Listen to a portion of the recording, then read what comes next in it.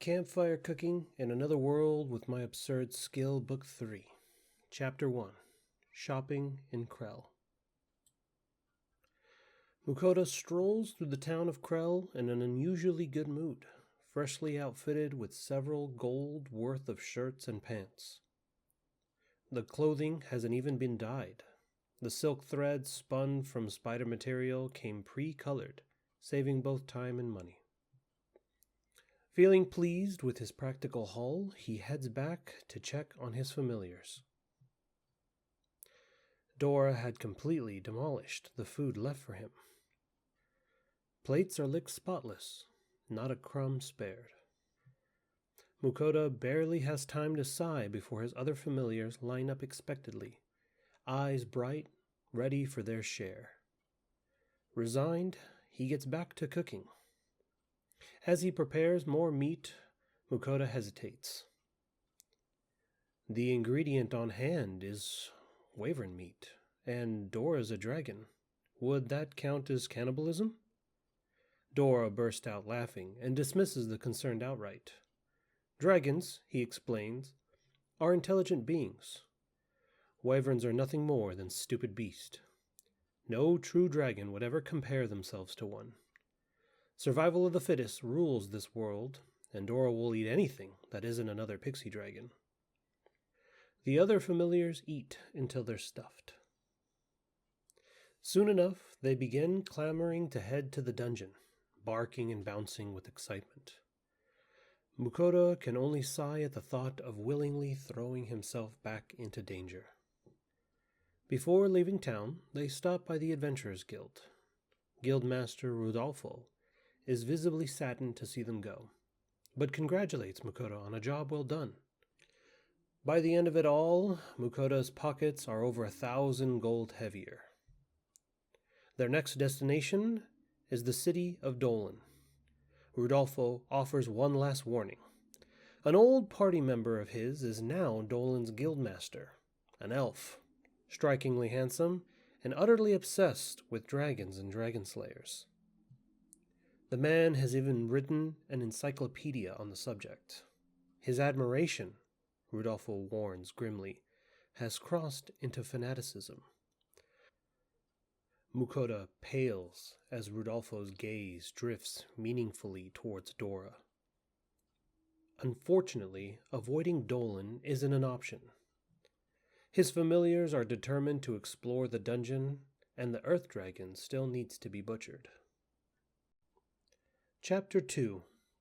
The Disappointing Elven Guildmaster in the Prime of His Life. As lunchtime approaches on the road, Mukoda debates how best to cook the spider meat they've collected. In the end, he opts for boiling it. To his surprise and relief, the result looks and tastes remarkably like crab. While the familiars still favor red meat, they enjoy the hot pot well enough. After a quick bath, much to Fell's vocal displeasure, they arrive at Dolan. History immediately repeats itself. Panic erupts at the city gate the moment Fell comes into view. Fell sighs and casually suggests hopping the wall instead. Mukoda is in the middle of trying to calm things down when an elf suddenly runs up, loudly shouting Mukoda's name for the entire gate area to hear. The elf introduces himself as Elrin, the guildmaster of Dolan's Adventurers Guild.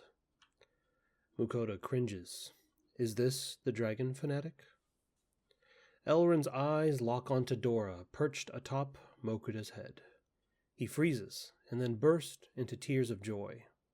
The sight of a dragon overwhelms him so completely that his crying escalates into full-on ugly sobbing. Mukoda's discomfort grows by the second. Snapping back to himself, Elrin uses his authority to rush them through the gate and straight to the guild. Once inside, he begins firing off questions non-stop. Where he's from, what his name is, what his familiars eat. Mukoda answers honestly, until one answer stops Elrin cold.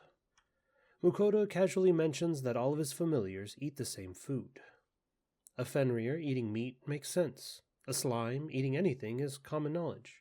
But a pixie dragon? Elrin admits far too easily that he has abused his authority multiple times to gain access to forbidden libraries. Dragon materials are vital for elixirs, and pixie dragons are known to subsist solely on pure magical energy and flower nectar. Mukoda briefly wonders if Elrin should really be confessing all of this. When he explains that Dora personally requested meat, Elrin is stunned again, this time by the revelation that Mukoda can communicate telepathically with his familiars. Elrond and Rudolfo found Mokuda's secretive nature suspicious. Perhaps he was absurdly strong, or secretly poisoning his companions. Mukoda denies it outright. It's just his cooking.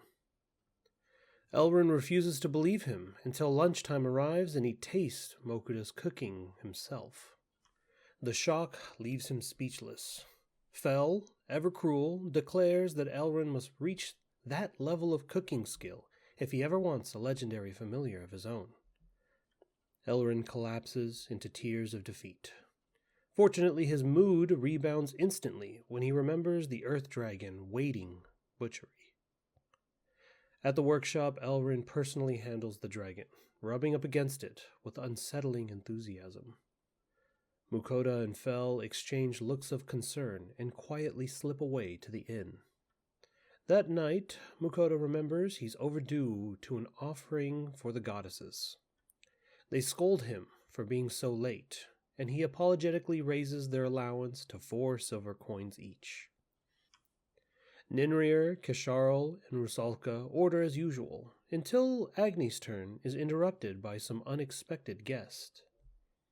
The smith god Hephaestus and the war god Vaughn arrive, drawn by the scent of otherworldly alcohol.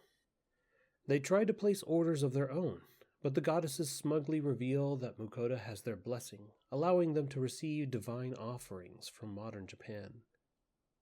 Unwilling to be left out, the muscle-headed gods insisted on giving blessings as well.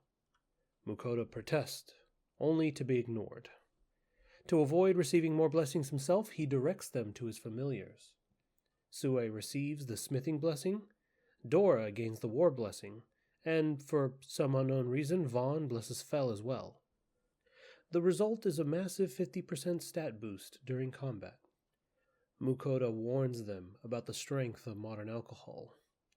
As the night ends, he quietly worries about his ever-growing list of divine tenets and the bloodthirsty powers they bring with them. Interlude. The 3 heroes begin to level up. Elsewhere, the other 3 otherworlders, Kaito, Kanon, and Ryo, continue their training under the kingdom's supervision. Up until now, it has been mostly basic melee drills and introductory magic. It's been useful, but uninspiring. That changes the day they are taken to a local dungeon. The knights escorting them rudely skip the line at the entrance, an act that leaves the heroes uneasy. Still, once inside, excitement quickly overtakes their discomfort. Monsters drop loot in tiny bundles, just like a video game, and the novelty is thrilling. As they descend, goblins and other humanoid monsters begin appearing. At first, the kills weigh heavily upon them, but after dozens of battles, that hesitation fades. By the 7th floor, spider-type monsters make the girls visibly uncomfortable, but the newly learned fire magic proves devastatingly effective. Even the boss on the 13th floor falls without much resistance. By the end of it, Kanon and Ryo reach level 5, and Kaito skyrockets to level 17. The knights whisper among themselves, deeply impressed by how quickly the heroes are growing. Chapter 3. I underestimated dungeons a little. Dora and Fel are ecstatic over their new blessings. Mukoda, meanwhile, focuses on something safer, crafting. Together with Sue, he experiments with his newly acquired crafting skill. Mukoda provides a hunting knife as a blueprint and mithril ore as the material. Sue's instincts take over, and after about 10 minutes, he spits out a beautifully finished, advanced mithril knife.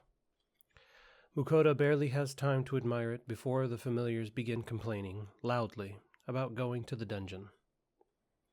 At the dungeon's entrance, the receptionist greets Mukoda warmly.